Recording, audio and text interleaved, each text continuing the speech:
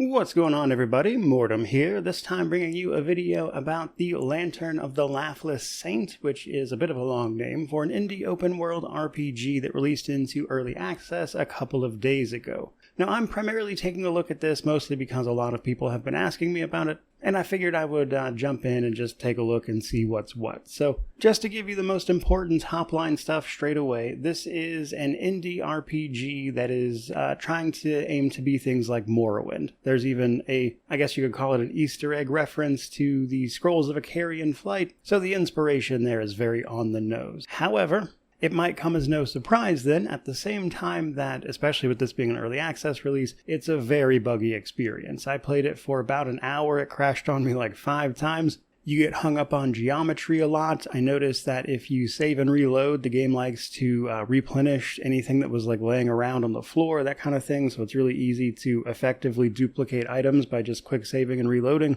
And it's a very rough around the edges game that is nowhere near to being done. I would say this probably has another year or two in early access at the absolute earliest. And yet, it does at the same time have some potential, which is why I went ahead and decided to talk about it, but I do think it's a while before we're going to see this game's final form. And the reason for that potential is twofold. I would say, A, they are aiming to make it multiplayer, so think playing a game like Morrowind, for instance, but being able to play it for other people, though, as you would also expect, the multiplayer is very, very buggy at the moment. And if they can get some of those bugs worked out and actually get all the, I would say, very ambitious systems they've already got for the most part implemented, things like an alchemy system, spell crafting, just a lot of the stuff that Morrowind has, to be clear, alongside implementing some quality of life and, reducing things like the crashing, they'll certainly be on to something, though it's a ways away. But with that said, what is this game actually about? The name is a bit odd, right? Well, the Lantern of the Laughless Saint takes place on an island that has been drawing people here via sort of supernatural calls for help via an entity known as the Saint. This seems to be originating from a tower at the center of the island, and everybody on the island is very aware of these, again, sort of calls that are being made supernaturally. However, most people don't seem to remember how they actually got to the island, only that they showed up here. So in that sense, you actually know exactly what you're supposed to be doing, which is getting to the bottom of the tower, and in particular finding a theater that you've been having visions of. From the Steam page, it's mentioned that the more of the island's inhabitants and NPCs, etc., that you talk to and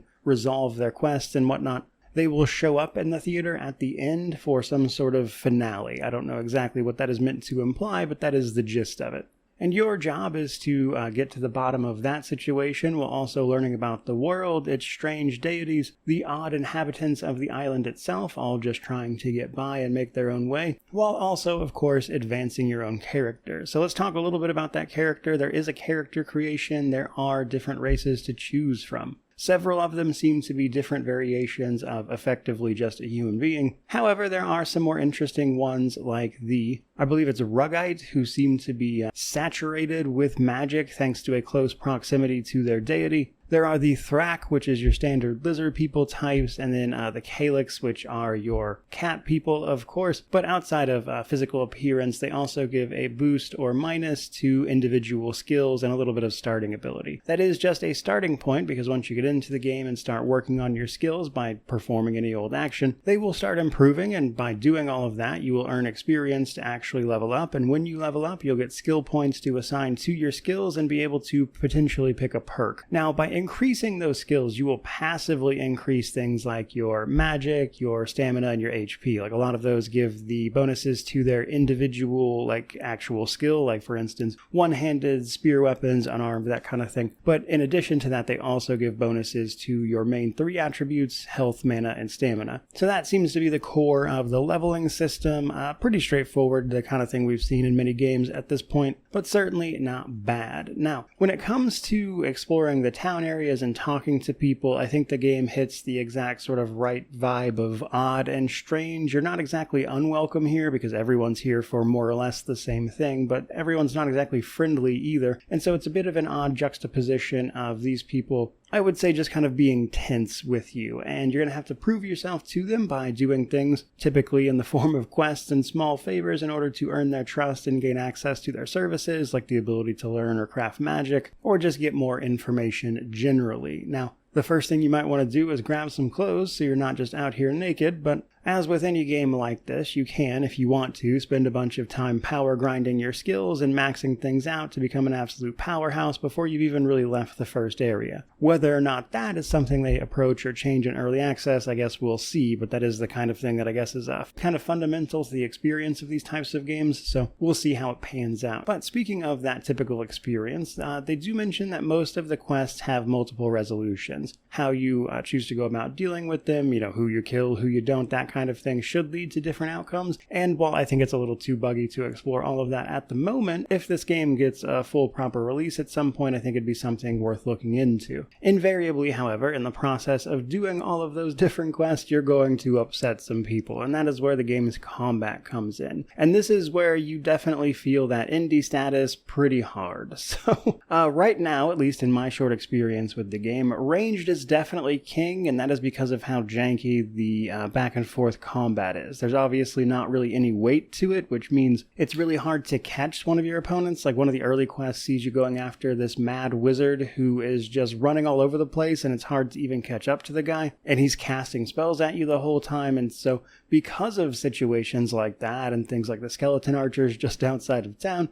you're almost certainly going to want to lean on a ranged attack, at least in the beginning. I assume, later on, once you get more melee options, you might be able to bridge that gap a little bit, but in the early game right now, ranged is the clear winner, and it is not close. Now, I would imagine that magic might get more useful in the late game as well, because early game it seems like you only have access to a handful of weaker spells that don't seem to be terribly useful, but with some commitment and investment into those skills and actually learning spells worth casting, that kind of thing, I would imagine you can get to a place, just because of the spellcrafting in particular, where that is extremely overpowered on its own. Add on top of all of that it's been genuinely pretty fun to explore the island thus far, outside of, things like getting hung on the geometry and getting absolutely destroyed by enemies, though you could argue that part in particular is kind of par for the course when it comes to these games. The exploration is enjoyable, though. As I said, it's got a lot of those hallmarks, lockpicking, getting into things you're not supposed to, stealing. Though I will say the guards do seem to jump just straight to murder as it stands.